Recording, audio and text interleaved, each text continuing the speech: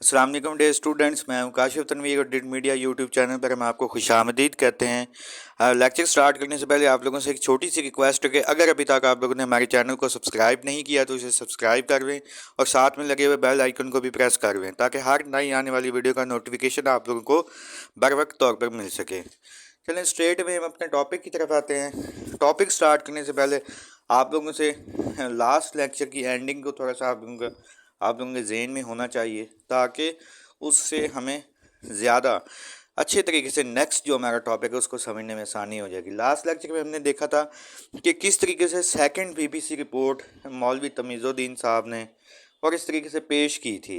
हाँ, और क्या हुआ आखिरकार के वो भी रिजेक्ट हो गई थी। अब होता यूँ है कि उस वक्त के गवर्नर जनरल मलिक गुलाम मोहम्मद ख्वाजा नाज़मुद्दीन को रिमूव कर देते हैं गवर्नर से, उसके प्राइम मिनिस्टरशिप के ओहदे से, और उसकी जगह पे ना उस वक्त पाकिस्तान के एक सफ़ीर गए होते हैं अमेरिका के अंदर, मोहम्मद अली बोगरा। इनका ताल्लुक बेसिकली ईस्ट पाकिस्तान से के साथ होता है। इनको बुलाते हैं मोहम्मद अली बोगरा को, ये आते हैं और इनको मुल्क का आगे आप ये कह सकते हैं कि प्राइम मिनिस्टर बना देते हैं। और प्राइम मिनिस्टर बनाते हैं तो मोहम्मद अली बोगरा क्या करते हैं कि वो एक नया एक ड्राफ्ट तैयार करते हैं कॉन्स्टिट्यूशन का कि किस तरीके से कॉन्स्टिट्यूशन होगा। तो इसको बोगरा फार्मूला के नाम से भी जाना जाता है। ये एक बड़ा ज़बरदस्त किस्म का ड्राफ्ट होता है। अगर मैं अपना ज़ाती तजज़िये से बात करूं तो मुझे ये लगता है कि अगर इसके ऊपर इम्प्लीमेंट हो जाता तो शायद ईस्ट पाकिस्तान और वेस्ट पाकिस्तान एक दूसरे से अलग ना होते। तो देखते हैं कि बोगरा फार्मूला के अंदर ऐसी क्या ख़ास बात थी। Resolve constitutional issues, representation issues के ख़ास तौर पर कॉन्स्टिट्यूशनल जो रिप्रेजेंटेशन इश्यूज़ थे इसको सॉल्व करने के लिए बनाया गया था। इसने कहा था कि इसको दो हाउसेस के अंदर डिवाइड कर दिया जाए, मतलब कि बाई कैमरल लेजिस्लेटिव सिस्टम की बात की गई। जो नेशनल असम्बली होगा उसके अंदर 400 सीट्स होंगी, नहीं सॉरी, जो नेशनल असम्बली होगा वो लोअर हाउस होगा और जो सेनेट होगा वो अपर हाउस होगा।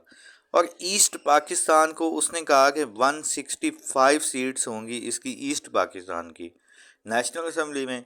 सेनेट में इसकी उसने कहा 10 सीट्स होंगी। इस तरीके से टोटल जो सीट्स होंगी वो होंगी 175 सीट्स।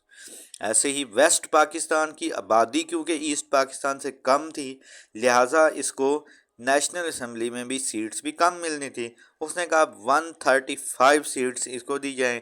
और क्योंकि इसको बैलेंस करने के लिए इस वजह से उन्होंने वेस्ट पाकिस्तान को आबादी के तनासब से ज़्यादा सेनेट के अंदर सीट्स दी। उन्होंने 135 उनको नेशनल असम्बली में दी और सेनेट में 40 सीट्स दे दी, और इस तरीके से टोटल 175 सीट्स बन गई।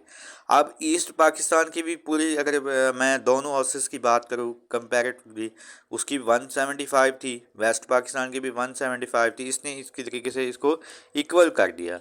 एक उन्होंने खैर ऐसा काम किया जिसके ऊपर जो उस वक्त के गवर्नर जनरल थे गुलाम मोहम्मद वो भड़क गए। उन्होंने कहा कि अबॉलिश दी जीजी पावर, मतलब जीजी गवर्नर जनरल, मैंने यहाँ इसको शॉर्ट फॉर्म में जीजी लिखा हुआ, गवर्नर जनरल की पावर। उसने कहा कि गवर्नर जनरल को इतनी ज़्यादा इख्तियारात नहीं होने चाहिए कि वो जब चाहे किसी भी वज़ीर आज़म को और उसकी पूरी कैबिना को घर भेज दे, उसको कोई रोक टोक ही ना हो। तो इसके जब उसने ये पॉइंट ऐड किया, जब मलिक गुलाम मोहम्मद को जो कि उस वक्त के गवर्नर जनरल थे उसको ये बात पता चली तो उनको वो बहुत ज़्यादा गुस्से में आ गए। इस तरीके से आप ये कह सकते हैं कि मोहम्मद अली बोगरा और गवर्नर जनरल गुलाम मोहम्मद के ताल्लुकात बड़े खटाई में पड़ गए, इनके ताल्लुकात ख़राब हो गए आपस में। गुलाम मोहम्मद को ये था कि इस तरीके से तो मेरे हाथ में तो कुछ भी नहीं रहेगा। वो क्या करते हैं, उसने कहा, उसने एक नया काम किया। उसने पहले जो था सिर्फ और सिर्फ इनको मतलब कि जैसे ख्वाजा नाज़मुद्दीन को रिमूव किया था तो लेकिन कैबिनेट वही रखी थी। इस दफ़ा उन्होंने पूरी की पूरी कैबिनेट को ही रिमूव कर दिया। रिमूव कैबिनेट मौलवी तमीज़ुद्दीन, यानी कि उसने जो कॉन्स्टिट्यूएंट असम्बली बनाई हुई थी उसको ही तोड़ दिया, डिज़ोल्व कर दिया उसने। और इसके बाद उसने क्या किया, न्यू कैबिनेट बनाई। न्यू कैबिनेट के अंदर उन्होंने उसने 1 यूनिट का तस्वर दिया। 1 یونٹ کا تصور کس طریقے سے دیا کہ ایسٹ پاکستان کو 1 یونٹ قرار دے دیا گیا، ویسٹ پاکستان کے چاروں صوبوں کو ملا کر اس نے 1 یونٹ قرار دیا۔ اور اس نے ایک اور اہم کام یہ کیا، اس نے کہا Sikandar Mirza became the 4th governor general of Pakistan. اس نے سکندر مرزا جو کہ ایک ریٹائرڈ آرمی کے بندے تھے، اس کو انوائٹ کیا، اس نے کہا کہ آپ جو ہے مثال کے طور پہ ہیلپ کریں میری اس مطلب کہ نئے کانسٹیٹیوشن کے اندر۔ تو یہ بات میں نے آپ لوگوں کو پہلے بھی بتائی تھی کہ گورنر جنرل غلام محمد یہ فزیکلی کافی ڈسیبلڈ شخص تھا۔ تو سکندر مرزا اس کو مشورہ دیتے ہیں کہ آپ جائیں لندن چلے جائیں، اپنا علاج کروا کے آئیں، واپس آ کے آپ جو ہے اپنی سروسز کو دوبارہ سے کنٹینیو کر لیجیے گا۔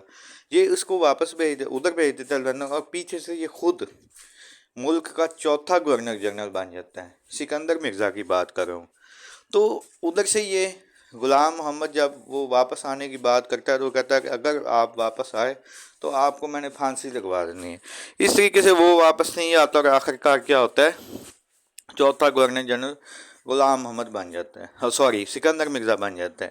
اس کے بعد یہ اپنی جو ہے کیبنٹ بناتا ہے اور ملک کا جو ہے 4تھ پرائم منسٹر بنا دیتا ہے چودھری رحمت علی کو۔ محمد علی بوگرا کو تو ویسے ہی اس نے ریموو کر دیا تھا، اب یہ چودھری رحمت علی کو نیا مطلب کہ وزیر اعظم بنتے ہیں ملک کے، اور اس طریقے سے دوبارہ سے جو ایک کام کیا ہوا تھا کانسٹیٹیوشن کے اوپر، آپ یہ کہہ لیں گے وہ سارے کا سارا ختم ہو جاتا ہے۔ چودھری رحمت علی کو دوبارہ سے نئے سرے سے ٹاسک دیا جاتا ہے کہ آپ نے کانسٹیٹیوشن بنانا ہے۔ تو جب یہ اپوائنٹ ہوتے ہیں تو یہ قوم سے ایک قسم کا وعدہ بھی کرتے ہیں کہ بہت جلد جو ہے قوم کو نیا کانسٹیٹیوشن دیا جائے گا۔ اس طریقے سے آج کا لیکچر ہم یہیں پہ اینڈ کرتے ہیں۔ Do write your question in comment box, hit the like and subscribe button if you haven't yet. Stay tuned and اللہ حافظ۔